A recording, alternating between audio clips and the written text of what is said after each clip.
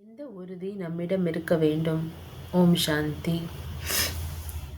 நாம் தூய்மையாக ஆக வேண்டும். அதற்காக தந்தை வந்திருக்கின்றார். அதாவது பதீத்த பாவனர் இந்த பதீத்தமான உலகிற்கு வந்திருக்கின்றார்.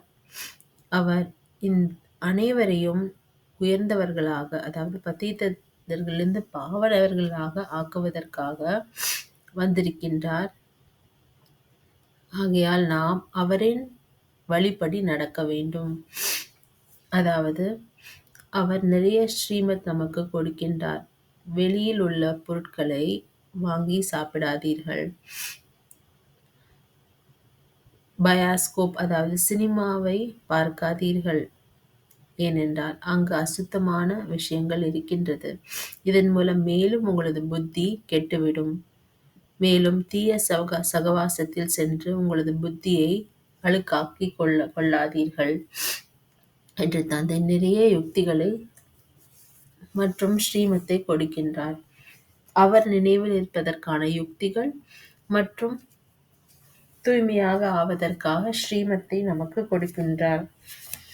இவை அனைத்தும் நாம் பின்பற்ற வேண்டும்.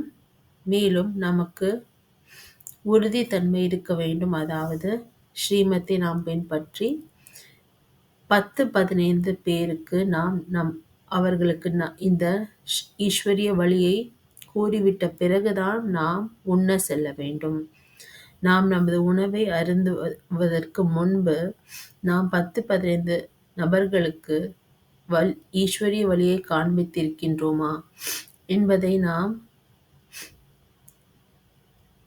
சோதனை செய்ய வேண்டும். ஆகையால் நாம் அப்படி 10-15 பேர் ஆட்களுக்கு நாம் ஈஸ்வரிய வழியை கொடுத்த பிறகே நாம் நமது உணவை அருந்த வேண்டும் என்று தந்தை நமக்கு சொல்கின்றார். இப்படிப்பட்ட உறுதித்தன்மை நமக்கு இருக்க வேண்டும். நாமும் ஸ்ரீமத்தை கடைபிடிக்க வேண்டும். மற்றவர்களுக்கும் அந்த வழியை காண்பிக்க வேண்டும். தந்தையோ நம் அனைவரையும் உயர்வானவர்களாக ஆக்குவதற்காக வந்திருக்கின்றார். பதீத்தர்களிலிருந்து பாவனமாக ஆக்குவதற்காக வந்திருக்கின்றார்.